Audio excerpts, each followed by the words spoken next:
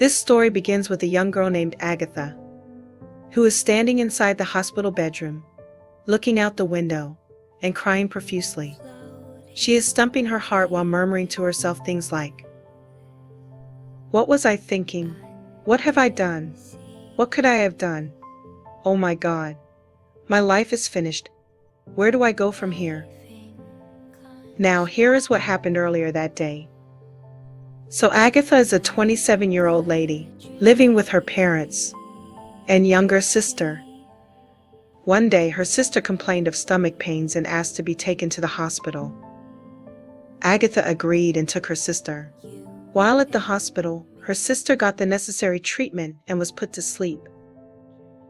Feeling bored, Agatha decided to stroll through the hospital's busy corridors. Little did she know that the seemingly ordinary walk would change her life for better or worse.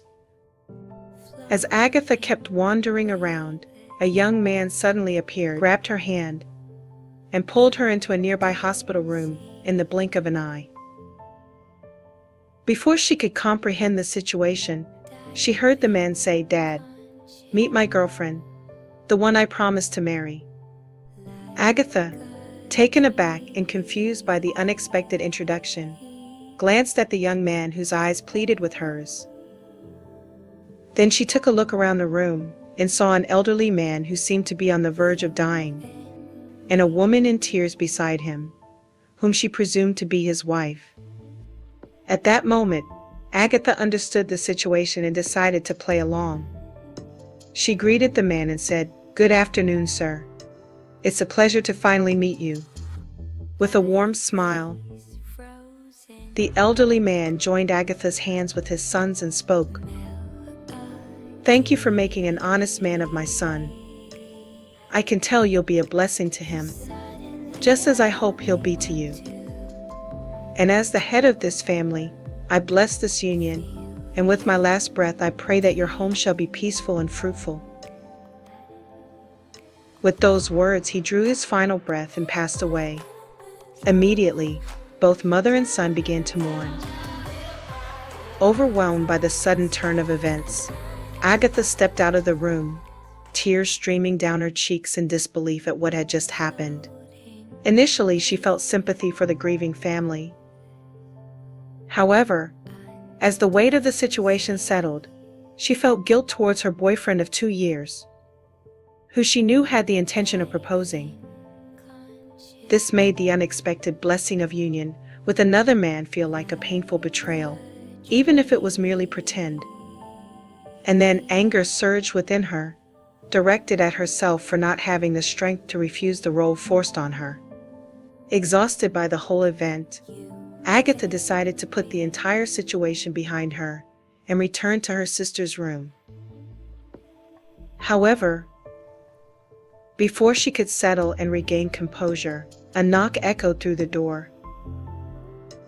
The young man from earlier introduced himself as Michael and offered profuse apologies to Agatha for the earlier events.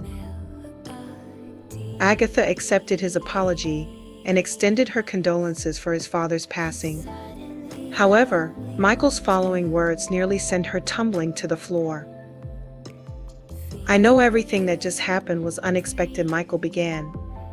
"And as much as I hoped my dad would be happy to meet my girlfriend, I never anticipated his immediate blessing. I should have realized, especially given the circumstances, but I wasn't thinking clearly." Growing slightly annoyed, Agatha interrupted, "What exactly is this about?" Michael proceeded to explain, "In my culture, a parent's blessing on a deathbed is considered binding for life. Any attempt to break the union, including through divorce, will result in the death of one partner.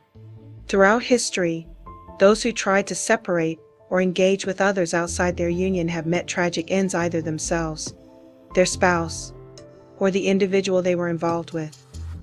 Upon hearing Michael's revelation, Agatha's mind raced to her boyfriend. "Oh God, if this is actually true, what will happen to our relationship?" she agonized. "What will my boyfriend do once he hears this? What do I want him to do? Should I tell him and end things first, sparing him the burden of guilt.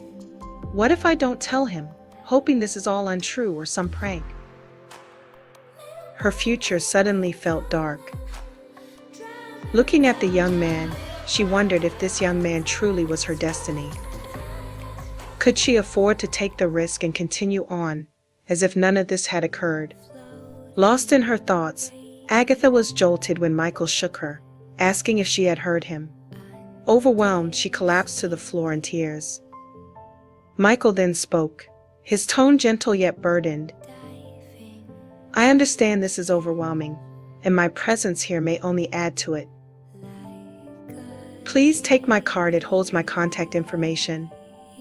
I'll respect whatever decision you make, and once again, I'm genuinely sorry. With that, he departed.